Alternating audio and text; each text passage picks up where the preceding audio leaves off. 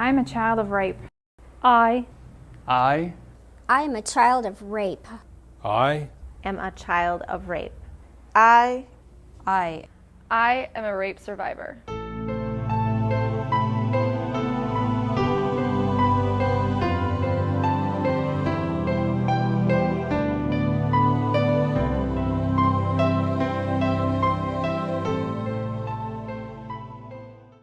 In the next few minutes, you will hear the testimonies of individuals who have suffered the consequences of rape and the culture of abortion.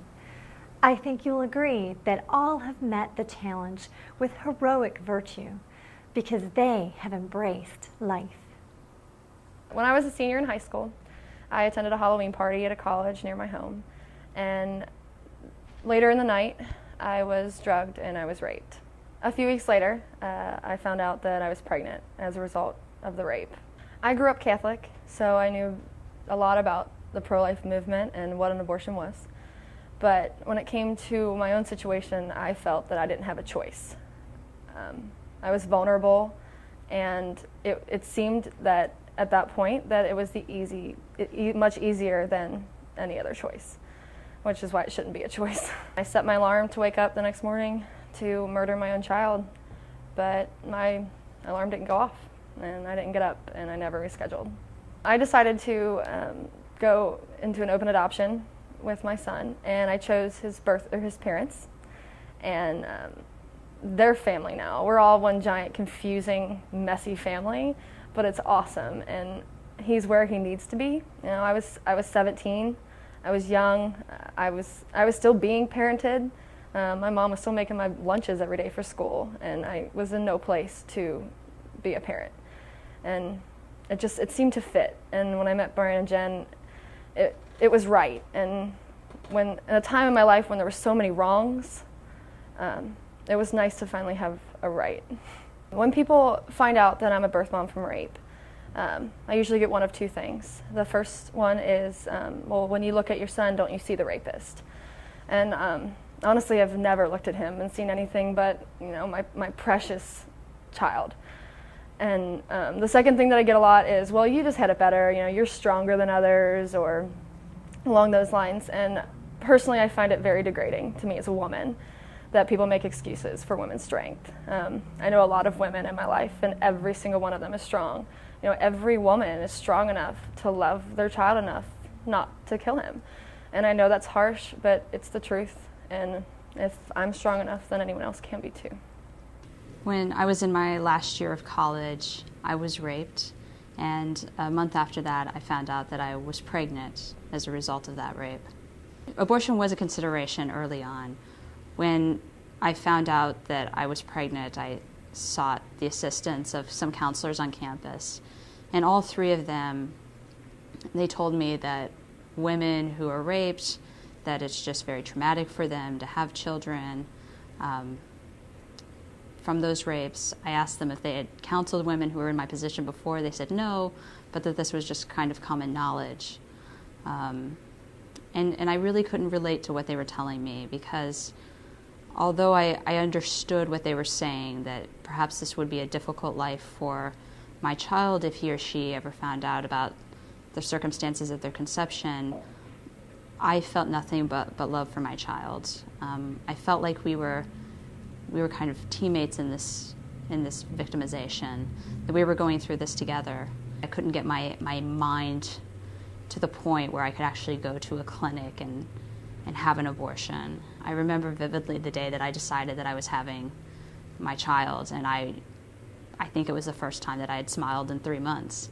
It was just such a relief, and I just felt an absolute joy in knowing that my child was going to be born, and I thought, we're going to make it, and we're going to make it together.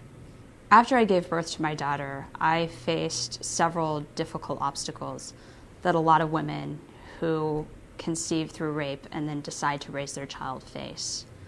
A lot of women in my circumstance, I think, would be surprised to know that there are very few legal protections that protect them from their rapist.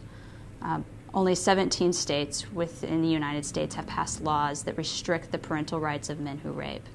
As a result of that, men who rape are allowed custody and visitation privileges over the children that they father through their crimes. I think that the problem stems from the way that we as a society, and that's in popular culture, that's our politicians, talk about the pregnant, raped woman. We talk about this woman and we assume that she is a victim of her pregnancy, not just a victim of her rape. And we assume that she would view this child as being that animal's child or that rapist child, that she has no connection to this child, that this rape just further exasperates her experience and her trauma.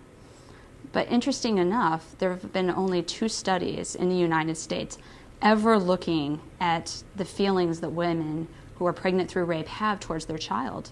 And both studies dismiss the idea that the vast majority of women have negative thoughts. Instead, women often have differing thoughts.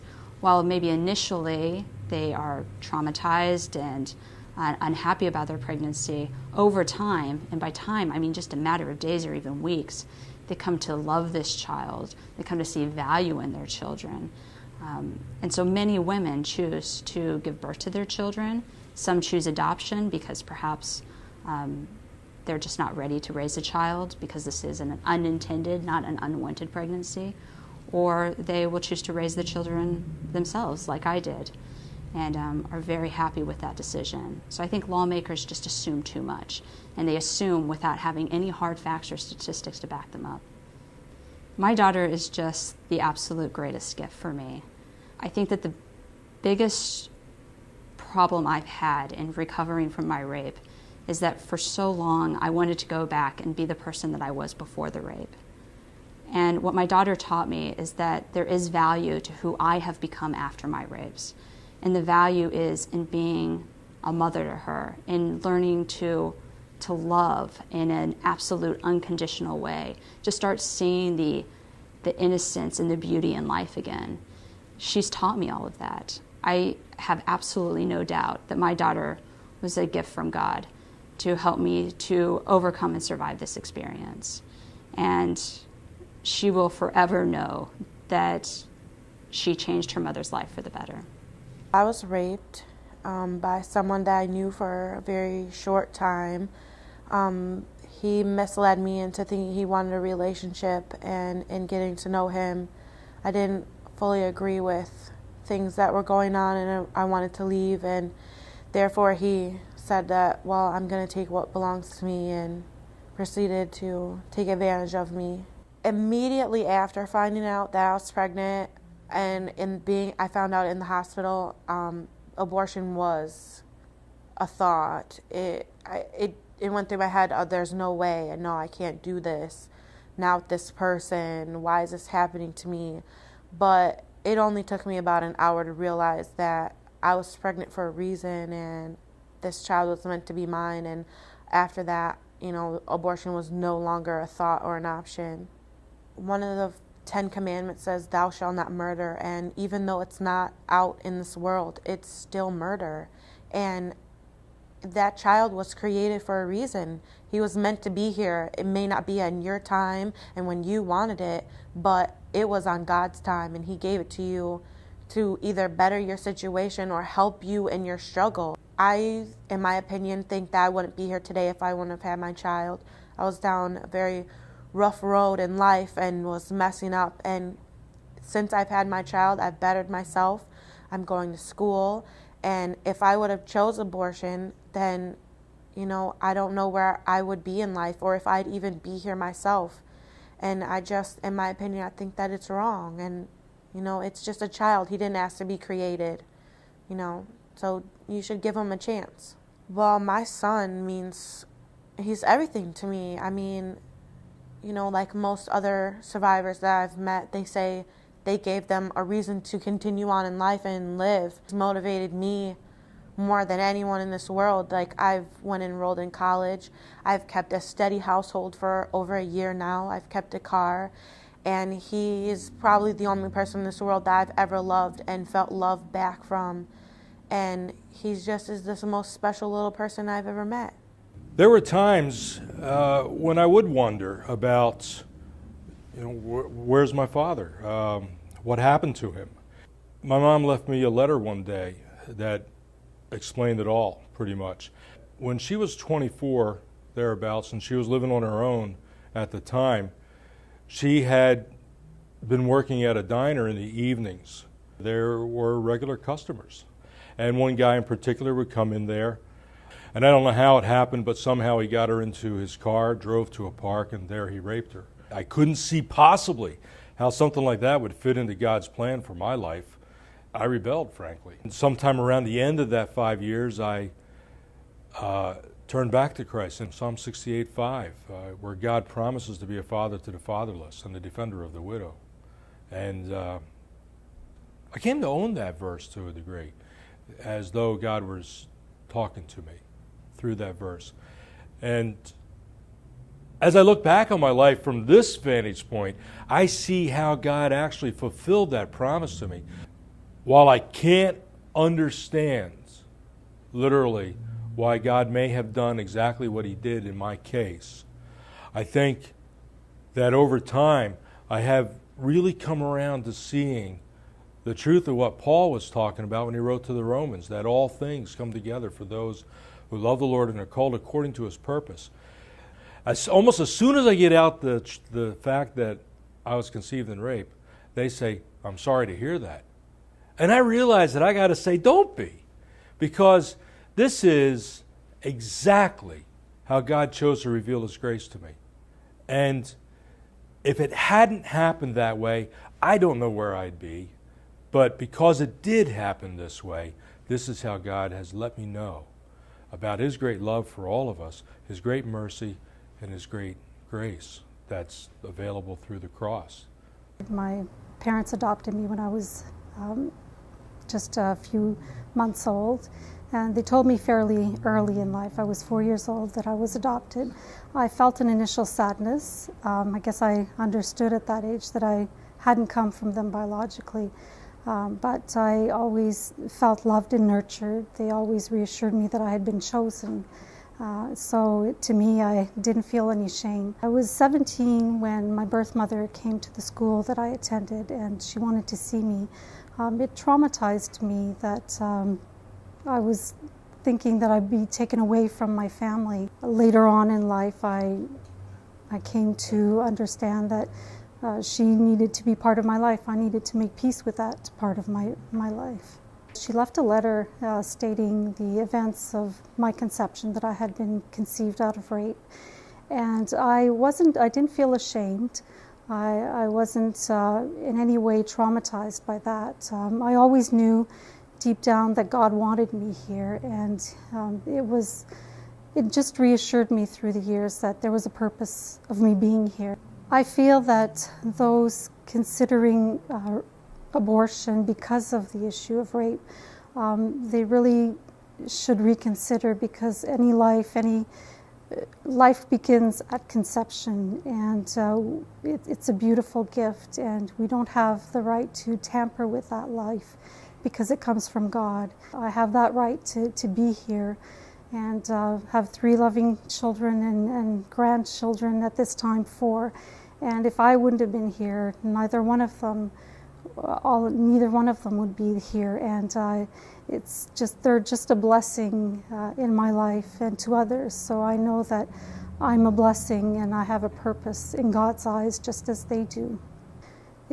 Life is such a beautiful gift, and you will reap so many joys by letting your child live, and just enjoy the beautiful life that has been created in you, no matter how it was conceived. That's still a life in God's eyes. And if it had not been for the Lord being in my life, there would have been very dark moments. I'm not sure how other people without faith can cope with it, because emotions are very hard to deal with. My strong faith in God and knowing that there's a purpose in my life for me being here, and just sharing God's love, being a vessel for the light of God, that to me is a beautiful gift of life. My search for my birth mother was a long and arduous one, because I didn't know for so long.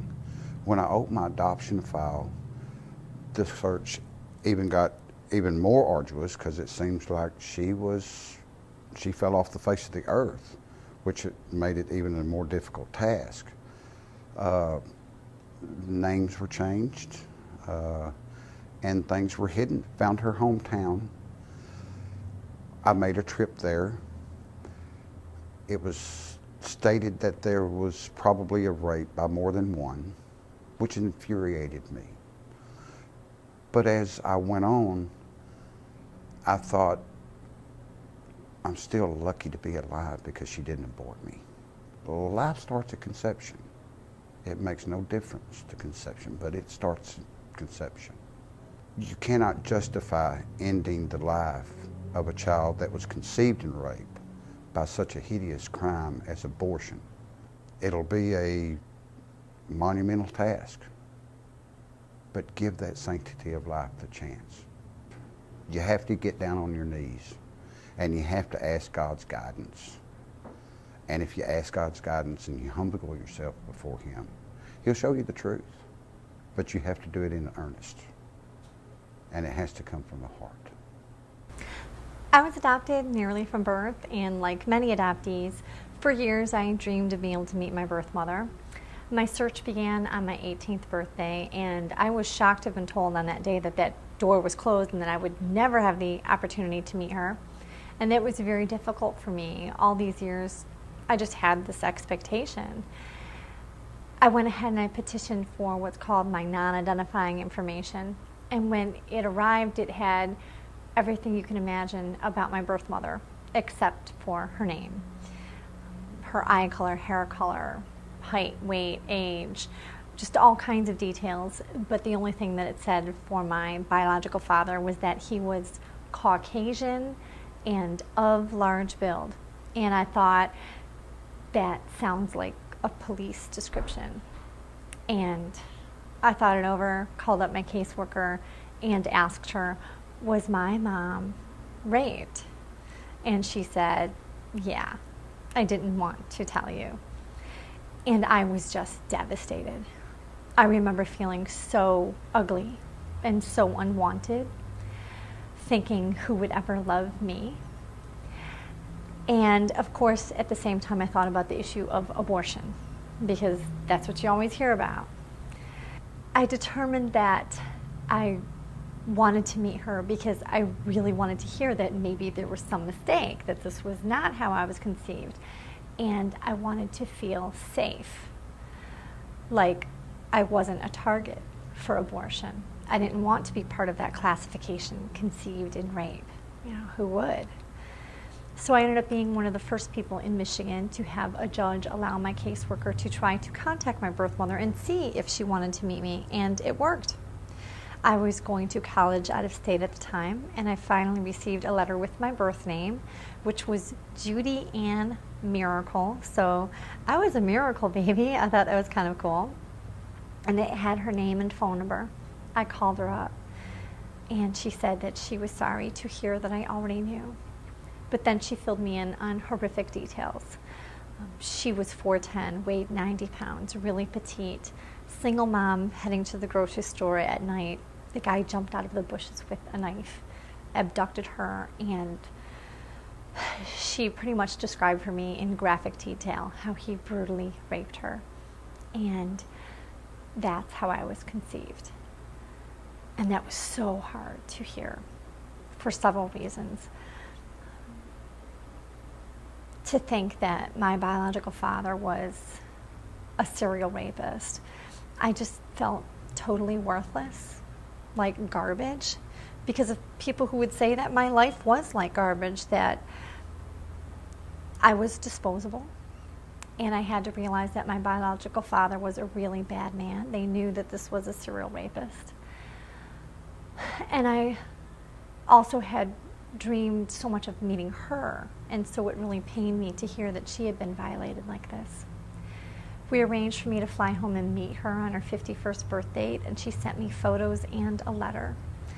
And she wrote things like, hoping by now that the shock of finding out all the details of your birth are forgotten. for that was not reason enough of having to give up something as beautiful as you were. And in closing, she wrote, a love that ate at me for 19 years, my daughter at last. And I felt so affirmed, like I was wanted. But I flew home, had a wonderful reunion weekend with her, and then flew back to college and got up the courage to ask her about abortion because I still needed to know. And she told me that she had actually gone to 2 back alley abortionists and that she would have aborted me if it had been legal. She did not choose life for me. She chose abortion. But pro-life advocates in Michigan chose life for me, and they made sure abortion was illegal even in cases of rape. They're my heroes, and I owe my life to them. And so that's why I in turn do the same for others. The back alley conditions and the fact that it was illegal caused her to back out, as it did with most women. And, you know, for some people, their near-death experience is waking up out of a coma to find out that they were almost killed in an automobile accident. For me, this is my near-death experience. And the fact that I was younger doesn't make it any less real or any less significant. I wasn't lucky. I was protected. Legality matters. Today, my birth mother and I have a beautiful relationship. She's so thankful that she could not legally abort me. Out of her 3 children, I'm the one who honors her. I've had some difficulties in my adoptive family. I don't have sort of a fairy tale adoption story like many others have. You know, every family, there's good and bad. There's things they did right, and there's things that they did wrong. And things are not a good situation with them today, but I have a very close relationship with my birth mother, and she and her husband are adopting me, which is my happy ending. That's my fairy tale ending. And I understand that a lot of adoptees don't have that, and they've been utterly forsaken by their birth mothers. And I've just always rested on the scripture from Psalms that says, though my mother and father forsake me, the Lord will receive me. And, you know, I think about who else is going to say that. You know, society will receive us. Ultimately, I know that my value and identity and purpose are not established as being a product of rape, but a child of God. And that it's in the spirit of adoption that we're called to be God's children through Christ. It's not second best, last resort, only for the infertile, but God's first choice and meant for the body of Christ. And ultimately, if you want to know what your value is, you don't have to prove your worth to anyone, but you just look to the cross, because that is the infinite price that He paid for your lives. He thought I was pretty valuable. And I speak to young people and I tell them, I hope you know your own worth. I've been asked, do you wish that you had never been told that you were conceived in rape? And my response is no, because it's my story and it's powerful and it's life-changing. It's made a difference in my life. I value life, and for me, it forced me to look at sort of big picture issues. Why am I here? Who am I? What is my purpose? And it's ultimately brought meaning to all areas of my life, so that I look at every relationship as being a gift, and that no one is disposable. It made me become more strategic even during my courtship. And my husband is someone who honored me during our courtship, despite, frankly, horrible mistakes from the past. And my husband and I talked about adopting before we got engaged, that this was something we felt called to, not second best, last resort. And we knew that we would adopt when we were married only a year. We began to prepare to adopt. And I was amazed at how many people would say to me, why?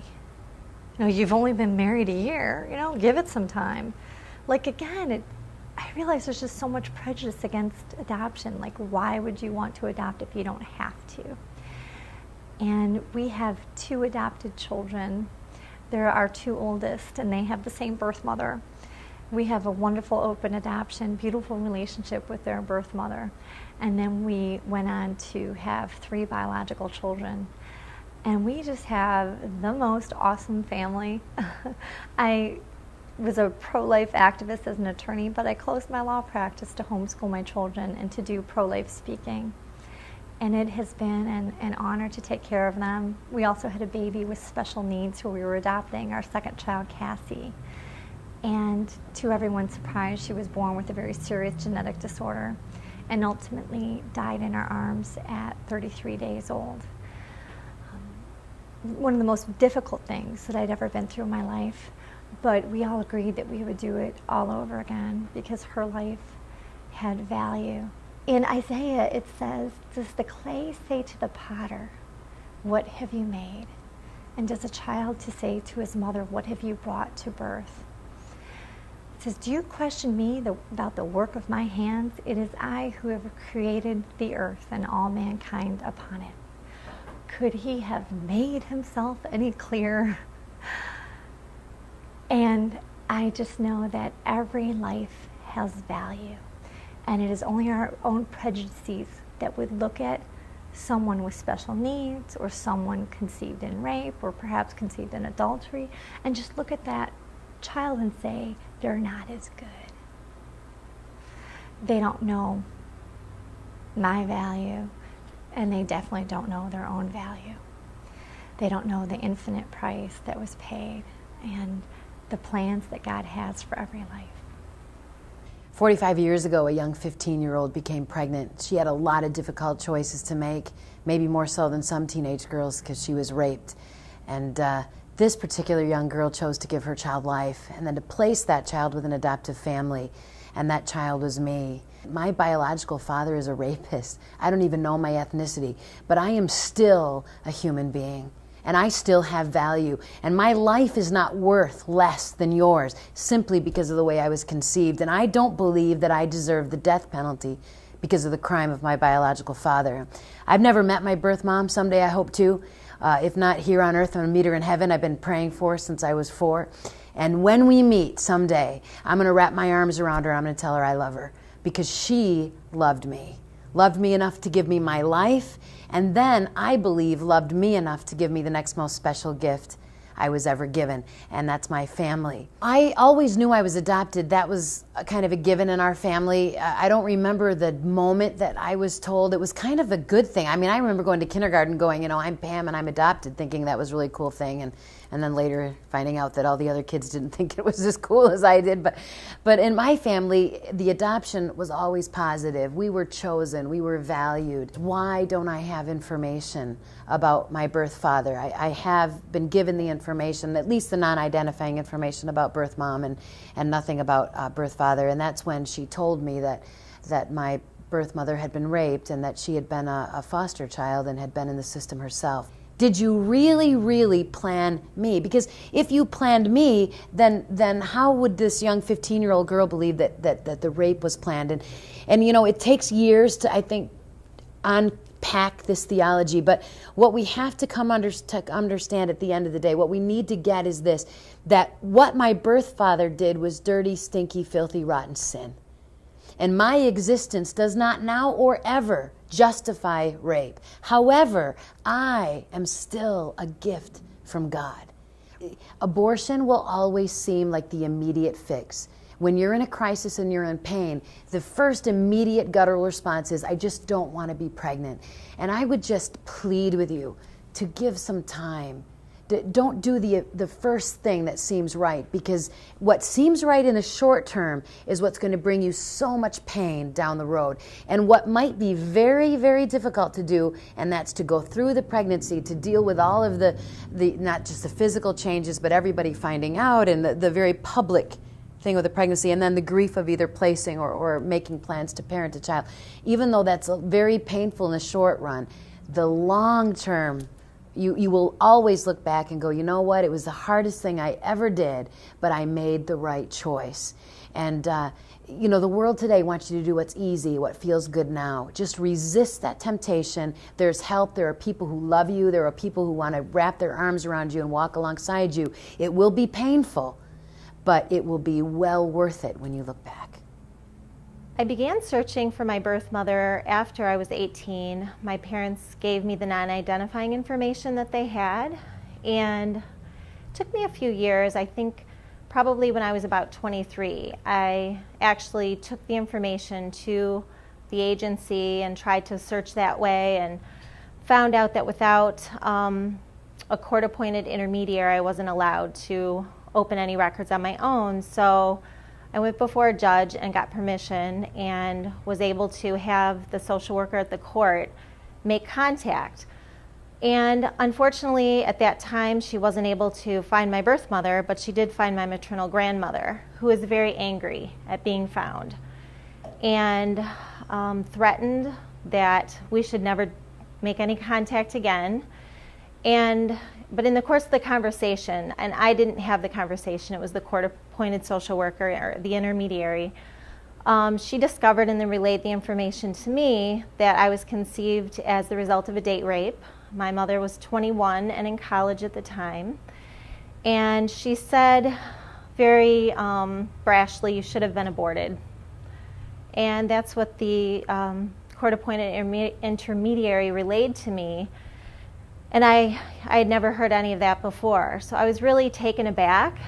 But I also, it didn't matter. I knew that I was chosen, and that I not only was adopted into God's family, but adopted into the family that I had for a reason, and know that everything works out for a reason. That even though it was sad to hear and really disappointing that I wasn't able to make contact with my birth mother, I knew that my maternal grandmother had a lot of anger, and the whole thing was a secret from the beginning. My mother was sent up from Tennessee to Michigan to have me, and so I knew that there was just a lot of things in the closet still for her. And it gave me more to pray about for my maternal grandmother and my family, my birth mother. My worth is completely wrapped up in the grace of God. I am valuable because I am His creation, and I have the image of God in me, just like all of us do. And that is where I find my worth. There was always something pulling me to discover my past a little bit more. I was finding myself not being able to trust women, particularly, and it hit me like, oh boy, you know, why didn't I think of this sooner? Could it be because of the abandonment, this possible rejection? Surrendering for adoption is an act of love. In 2005, I finally submitted my application to receive the information. It was non-identifying background information. Turned the letter to the next page, and the words, she said she was sexually assaulted,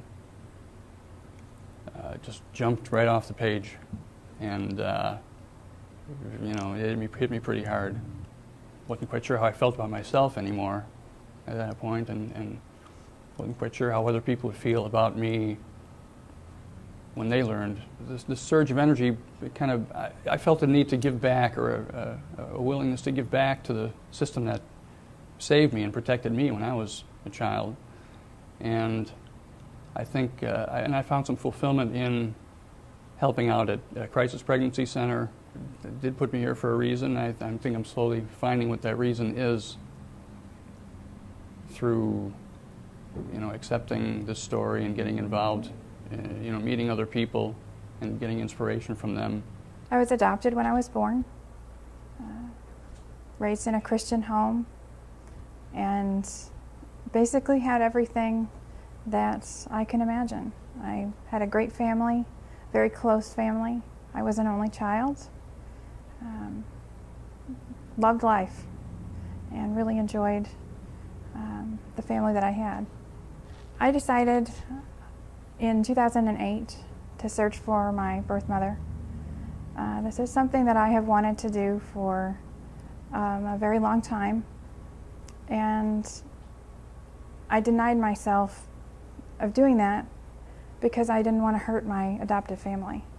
That was something that was very important to me, and that was the last thing that I ever wanted, was to hurt them or make them feel like they didn't do enough or provide enough or that they did anything wrong, because they didn't. They were a great family, they are a great family, and I love them very much. In 2008, I went on a mission trip, and it was on that trip that I decided life is too short, and I deserve to know, and I deserve to be honest with myself, and my parents deserve to know that I wanted the information that I had told them for so long that I didn't want.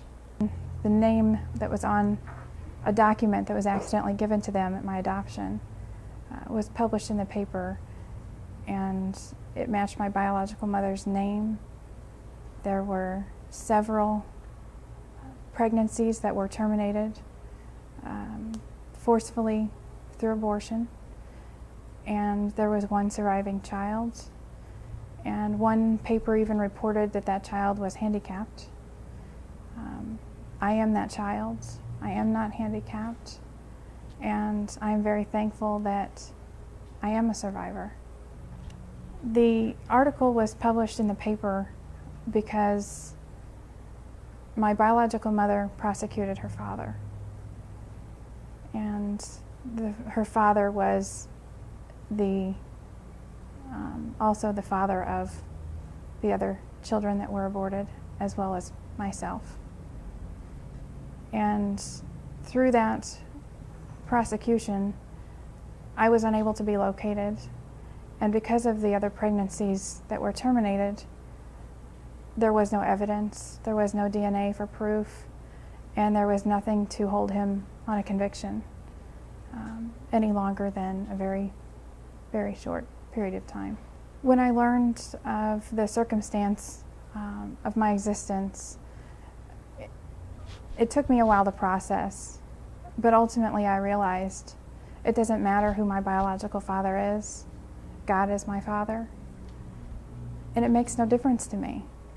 I know the truth, and I'm happy with who I am. I have a wonderful family, and I now have sought and found my biological mother and have an additional family. And I love them very much, as well as they're thankful that I'm in their life. I completely disagree that in cases of incest, abortion should be legalized. It makes no difference who the father is. God ordained that life, and there should be no reason to terminate that pregnancy. My life began when my birth mother was raped when she came out of a bar. She had 2 daughters at the time, and a third one didn't fit into her lifestyle. And back then, you didn't hear about abortion. So she decided she was going to drink her chemical cocktails for 9 months. She drank drain cleaner, she drank antifreeze, she drank anything that she could ingest at the time to abort me. I always had a suspicion that maybe I was adopted. I don't know where that came from. But when I was 17, I needed a birth certificate, and I found adoption papers, and lo and behold, the first 2 names were mine, the last one wasn't. And they were my adoption papers. So my birth mother was my aunt, who sat across from me every Sunday with her 4th daughter, her wanted daughter, and she lived with us, and my dad was my uncle. Well, I'll tell you, I was devastated when I found out that she was my mother, and I was a product of rape. I had a lot of resentment I carried for a long time, and the older I got, it seemed like it wasn't that important. My life turned out so great. My adopted parents took me and did everything they could for me, their adopted daughter. I was in church, and the priest was saying, you'll never get to heaven unless you make some closures if you have any resentment. So I thought on it, and I thought, well, maybe I should do that. So I put some feelers out, and I got her number, and she knew I was going to call. And I said, this is Laura. She goes, I know. And I started to say something. She goes, I hate you. I've always hated you. I don't like how you've turned out. You're such a spoiled, rotten brat. And, well, that took me as a shock, but I was calling for a closure. So I said, you know what? I'm just calling to thank you so much for giving me away. Thank you. They saved my life. They saved my one eye. And I said, and God bless you for it. Thank you. And I hung up. And I value my life. Every day is a good day. I am totally against abortion. If this didn't happen to me, I totally am against abortion. It's an evil, evil sacrifice. I don't think that I should be targeted for a crime of rape, which my father committed. But it all happened, and it's over, and I thank God every day. He brought me through all these surgeries, and I value my life so much. It is a gift. Life is a gift, and every little baby is a gift, is a miracle of God. And I can't say any more about being more glad than I am here. Every day I thank the Lord when I wake up for the gift that He's given me of life. I cherish life. It is my life. I love it. And look at the family I have. My husband, 45 years. My son, 3 grandchildren. If I was aborted and I wasn't here, they wouldn't be here. It's all God's plan. God has a plan, and just follow His way. All life has value and is worthy of protection, even in cases of rape and incest. Rape victims need real help, not abortion. If you were conceived in rape or became pregnant by rape, please visit this website. And remember, you are not alone. Choose life. Choose life. Choose life. Choose life. Choose life. Choose life. Choose life. Choose life. Choose life. Choose life.